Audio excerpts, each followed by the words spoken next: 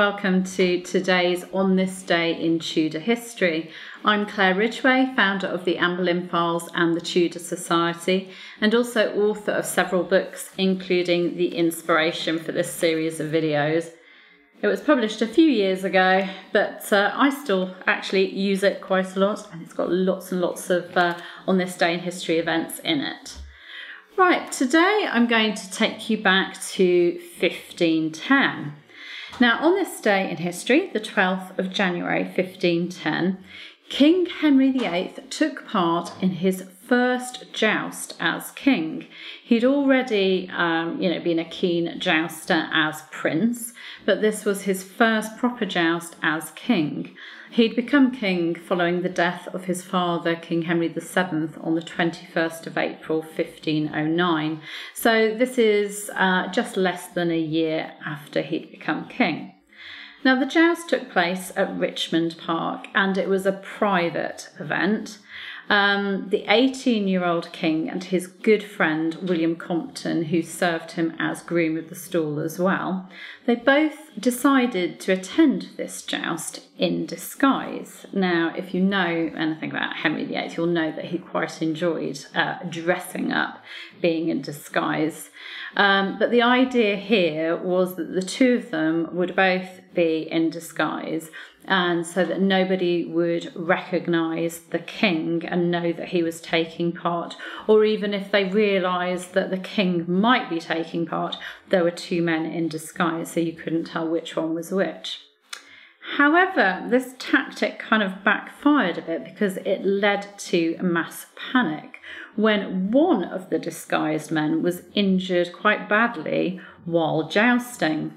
And someone who was there, a man who had got wind of their plan, who knew of their plan, but didn't actually know which disguised man was which, was horrified and cried out, "God save the king!" thinking it was the king that had got injured. It was actually William Compton who'd been hurt, and Henry VIII was forced to reveal his identity just to settle everyone's fears and to stop this panic. Chronicler Edward Hall, who's one of my favourite primary sources for Tudor history, records what happened. "The king ran never openly before, and there were broken many staves, and great praise given to the two strangers, but specially to one, which was the king." He knows how to flatter, doesn't he? "Howbeit, at a course by misfortune, Sir Edward Neville, Esquire, brother to the Lord of Bergavany, did run against Master Compton and hurt him sore, and was likely to die. One person there was that knew the king, and cried, 'God save the king!' With that all the people were astonished, and then the king discovered himself, to the great comfort of all the people." So as you've just heard from that, Compton was seriously hurt, likely to die, says Edward Hall. Fortunately, he pulled through. We don't know exactly what happened, how he was injured, whether it was a head injury or we just don't know. But he pulled through, he survived. He continued in his title, his position of groom of the stall for King Henry VIII until Cardinal Wolsey did his Eltham Ordinance of 1526. Now, this ordinance was a reform of the royal court and an attempt by Cardinal Wolsey to purge the king's privy chamber of those he saw as having a kind of a bad influence over the king. These were mainly young men who Wolsey just didn't approve of. He saw them as kind of influencing the king in bad ways, leading him astray. So Wolsey did the Eltham Ordinance and purged the privy chamber of some of these young men. And Compton was one of them, and he was forced to resign. In June 1528, Compton sadly died after contracting sweating sickness. Quite a few members of the royal court died in the 1528 outbreak. Another man that died was, of course, William Carey, who was Mary Boleyn's first husband, and Anne Boleyn became ill with it too. It was a sickness that spread very rapidly and acted very quickly. In fact, I'll give you a link to a video that I did on sweating sickness so you can find out a bit more about it. Now, going back to Henry VIII, in May 1510, so this is just 4 months after Henry VIII's first joust as king, Louis Caroth de Villaragut, I don't know how you pronounce that, wrote to King Ferdinand II of Aragon, who of course was Henry's father-in-law, King Ferdinand being father of Catherine of Aragon. Louis Caroth wrote about King Henry VIII's love of jousting and his skill at it. I'm going to read out what he wrote in his letter. The King of England amuses himself almost every day of the week with running the king and with jousts and tournaments on foot, in which one single person fights with an appointed adversary. 2 days in the week are consecrated to this kind of tournament, which is to continue till the feast of St. John, and which is instituted in imitation of Amadis and Lancelot, which of course must be Lancelot, and other knights of olden times, of whom so much is written in books. The combatants are clad in breastplates and wear a particular kind of helmet. They use lances of 14 hands breadth long with blunt iron points. They throw these lances at one another and fight afterwards with 2-handed swords, each of the combatants dealing 12 strokes.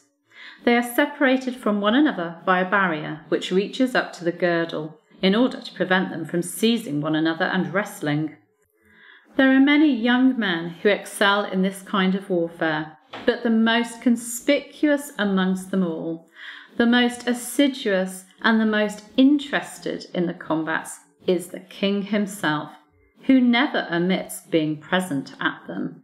So we can see that obviously Henry VIII was very good at jousting in these tournaments, and that he was always there. He was an enthusiastic athlete and jouster.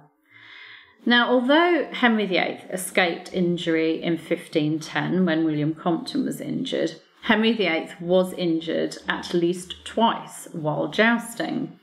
In March 1524, he was injured after he forgot to lower his visor in a joust against his brother-in-law and good friend, Charles Brandon, Duke of Suffolk. I can't imagine how he managed to not put down his visor, and surely there were people sort of watching, screaming at him, "Your visor, your visor." But according to the records, the Duke struck the king on the brow right under the guard of the headpiece on the very skull cap or bassinet piece. And when the Duke struck the king on his, what sounds like his forehead, the lance splintered. So it was obviously a huge impact and sent splinters into the king's helmet. Goodness knows how he managed to survive such an injury, but he seemed to pick himself up and showed everyone that he was okay, and it doesn't seem to, nobody thought that he was seriously injured. Then we fast forward another 12 years to January 1536. The king was by now aged 44, and he suffered an accident while jousting at Greenwich Palace. Now, although sources in England state that he sustained no injury or no hurt, the only source that has him going for 2 hours without speaking was actually one from Rome. This accident may have been a reminder to King Henry VIII of his mortality. It's a brush with death. He fell and his horse fell. It was a heavy fall, and it must have made him think of people he'd known that had lost eyes or been killed, seriously injured while jousting. And he was king, and he didn't have a surviving legitimate Prince of Wales, someone to take over from him. So it must have been a huge reminder of his mortality and the problems with the succession.